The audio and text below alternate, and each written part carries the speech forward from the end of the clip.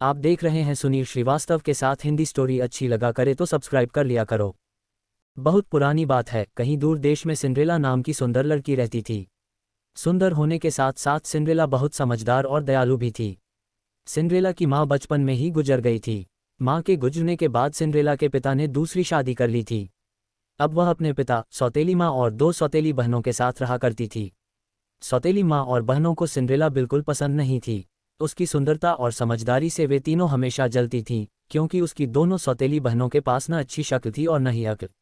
Video player is loading. Play unmute loaded 5.20%। एक दिन की बात है, सिंड्रेला के पिता को किसी काम के लिए बाहर जाना पड़ा। पीछे से सौतेली माँ ने सिंड्रेला के साथ बुरा बर्ताव करना शुरू कर दिया। सबसे पहले तो उसने सिंड्रेला की खूबसूरत पोशाक उतरवा ली और उसे नौकरानियों वाले कपड़े पहनवा दिए। इसके बाद उन तीनों ने सिंड्रेला के साथ नौकरानी जैसा बर्ताव करना शुरू कर दिया। वो उससे खाना बनवाते, घर की सफाई करवाते, कपड़े बर्तन धुलवाते और घर के बाकी सारे काम करवाते। यहाँ तक कि उन तीनों ने सिंड्रेला का कमरा भी ले लिया और उसे स्टोर रूम में रहने के लिए कह दिया। बेचारी सिंड्रेला के पास उनकी बात मानने के अलावा कोई चारा नहीं था। आसपास के पेड़ों पर रहने वाले पंछी और स्टोर रूम के चूहों के अलावा सिंड्रेला का और कोई दोस्त नहीं था। वह दिन भर काम करती और रात में अपने दोस्तों से बात करते करते सो जाया करती थी। जिस देश में सिंड्रेला रहती थी, एक दिन वहां के राजा के सिपाहियों ने बाजार में घोषणा की कि राजकुमार की शादी के लिए राजा ने महल में एक समारोह का आयोजन करवाया है। इस समारोह के लिए उन्होंने नगर की विवाह योग्य सभी लड़कियों को आमंत्रित किया है। सिंड्रेला की बहनों ने जैसे ही यह घोषणा सुनी, वे दोनों दौड़ती हुई अपनी माँ के पास पहुंची और उन्हें सारी बात बताई। उनकी माँ के कहा कि इस समारोह में सबसे सुंदर तुम दोनों ही लगोगी। राजकुमार का विवाह तुम दोनों में से किसी एक के अलावा किसी और के साथ नहीं होगा। इस बात को सिंड्रेला ने भी सुना और उसके मन में भी समारोह में जाने की इच्छा हुई, लेकिन इस बारे में अपनी सौतेली माँ से बात करने में उसे बहुत डर लग रहा था।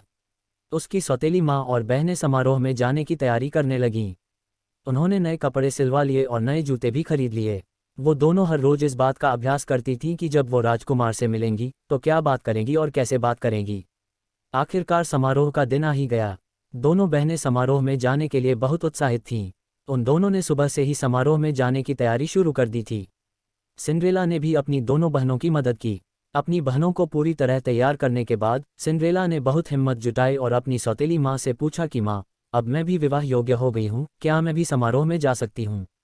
यह सुनकर वे तीनों जोर जोर से हंसने लगी और कहा, राजकुमार को अपने लिए पत्नी चाहिए, नौकरानी नहीं। यह कहकर वो तीनों वहां से चली गईं। उनके जाने के बाद सिंड्रेला बहुत उदास हो गई और रोने लगी। तभी उसके सामने एक तेज रोशनी आई, जिसमें से एक परी निकली। परी ने सिंड्रेला को अपने पास बुलाया और कहा, मेरी प्यारी सिंड्रेला, मैं जानती हूँ कि तुम क्यों दुखी हो, लेकिन अब तुम्हारे मुस्कुराने का समय आ गया है। तुम भी उस समारोह का हिस्सा बन पाओगी। इसके लिए मुझे सिर्फ एक कद्दू और 5 चूहों की जरूरत है। सिंड्रेला कुछ समझ नहीं पाए, लेकिन फिर भी उसने बिल्कुल वैसा ही किया जैसा परी ने कहा।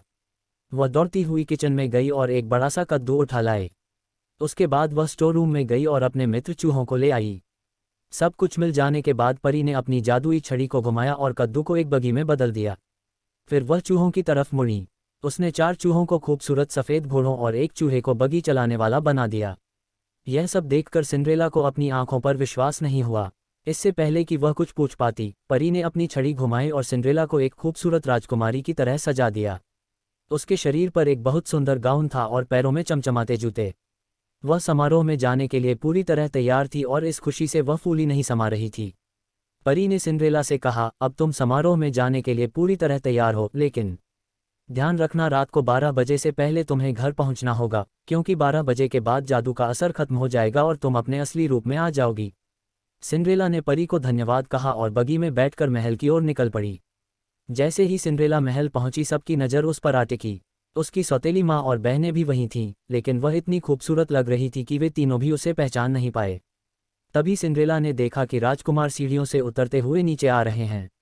सब लोग उनकी तरफ देखने लगे।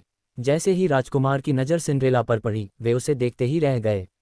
समारोह में मौजूद सभी राजकुमारियों के पास न जाकर राजकुमार सीधे सिंड्रेला के पास आए और अपना हाथ उसकी ओर बढ़ाते हुए कहा कि राजकुमारी, क्या आप मेरे साथ डांस करना पसंद करेंगी। सिंड्रेला ने शर्माते हुए अपना हाथ राजकुमार के हाथ में दे दिया और दोनों डांस करने लगे। सिंड्रेला राजकुमार के साथ डांस करते करते इतना खो गई कि उसे समय का ध्यान ही नहीं रहा। तभी अचानक उसकी नज़र दीवार पर लगी घड़ी पर गई। 12 बजने वाले थे और सिंड्रेला को परी की बात याद आ गई। परी की चेतावनी याद आते ही वह घबरा गई और राजकुमार को वहीं छोड़कर भाग गई। सिंड्रेला को इस तरह अचानक भागता देख राजकुमार उसके पीछे पीछे दौड़े। हड़बड़ी में दौड़ने की वजह से सिंड्रेला का एक जूता निकल गया और महल के बाग में ही छूट गया। वह फटाफट अपनी बगी में बैठी और घर को लौट गई। जब उसे ढूंढते हुए राजकुमार बाहर आए तो उन्हें बाग में सिंड्रेला का जूता मिला। यह देखकर राजकुमार दुखी हो गए और सोचा कि वह सिंड्रेला को ढूंढकर ही रहेंगे। अगले दिन राजकुमार ने अपने सिपाहियों को बुलाया और उन्हें जूता थमाते हुए कहा कि शहर के हर घर में जाओ और समारोह में आई हर लड़की को यह जूता पहनाकर देखो। जिसके भी पैर में यह जूता आ जाए उसे यहाँ ले आओ। सिपाहियों ने बिल्कुल ऐसा ही किया। वे शहर के हर घर में गए और समारोह में आई हर लड़की को जूता पहनाकर देखा। किसी को जूता छोटा पड़ रहा था और किसी को बड़ा।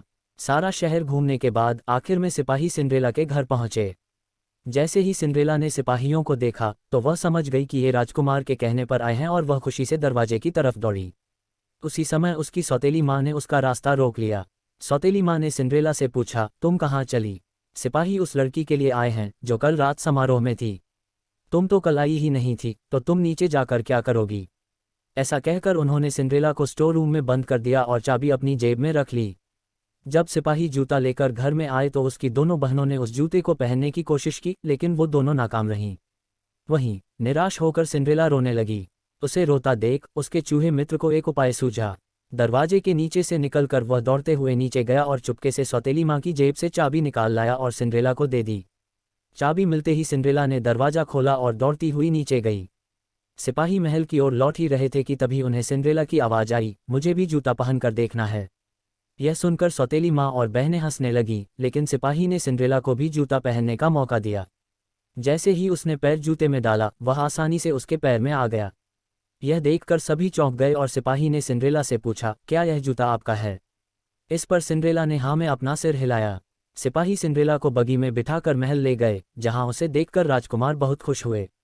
उन्होंने सिंड्रेला के सामने शादी का प्रस्ताव रखा, जिसे उसने प्रसन्नता से स्वीकार कर लिया। राजकुमार और सिंड्रेला की शादी हो गई और वो हमेशा खुशी खुशी महल में रहने लगे। कहानी से सीख, हमें बुरे वक्त में भी उम्मीद नहीं छोड़नी चाहिए। अच्छी सोच रखने वालों के लिए कोई न कोई रास्ता निकल ही आता है।